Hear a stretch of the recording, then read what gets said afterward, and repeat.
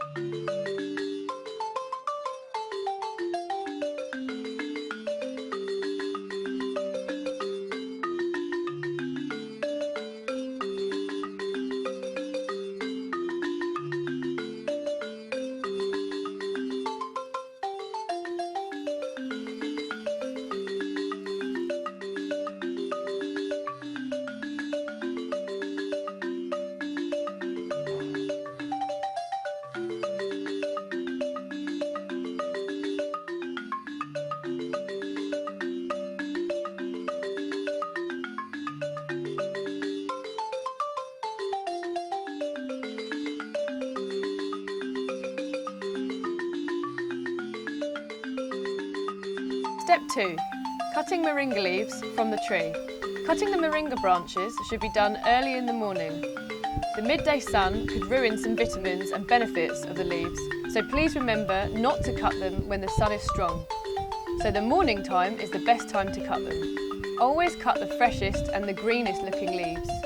This means cut the end of the branches, not the yellow and dried ones. Isa2 has done a good job, and now she returns with a nice bucket load of moringa leaves. Step 3. Washing and peeling moringa branches. First you need to wash the leaves with water to remove all the dust and any insects. Please repeat this 2 times. The leaves need to be clean. Then strip off the leaves and remove all the branches.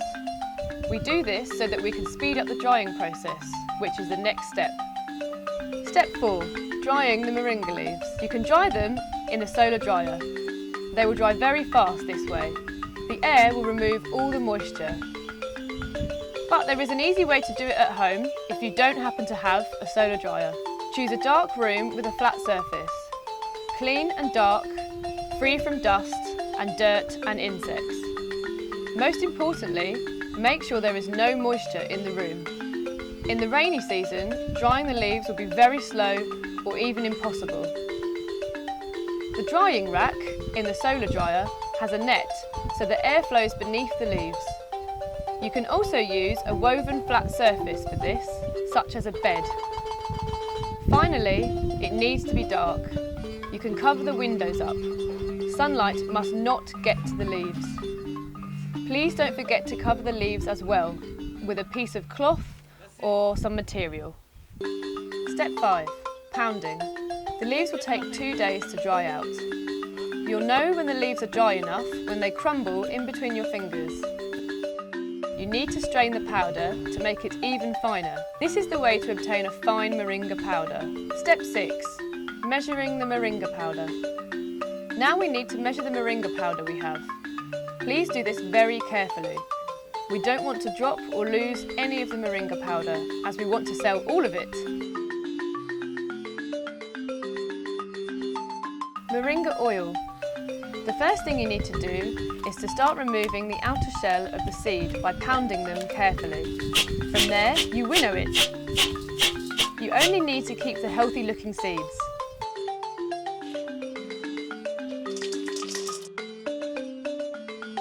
Please steam the seeds in order to easily extract the oil within them. In order to do this, you'll need a small oil press. You will also need a candle to heat up the machine and the seeds so that the oil starts to flow. You need strong arms in this process, so put a lot of effort in. You will have big muscles once you have finished this step. The excess that comes out of this process is called the moringa cake, which you can see squeezing out on the left of the machine. Moringa cake can actually be eaten, and it can also be used in some beauty products. The oil, which is what we want, drips out into the jar we have placed under the press.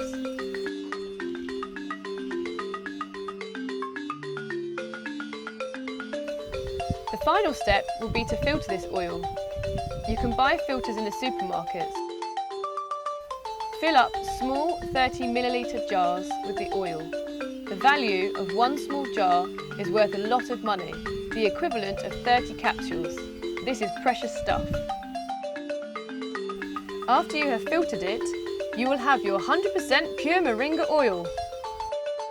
As we said before, the moringa oil is fantastic for your skin and can reduce wrinkles and stress lines on the face.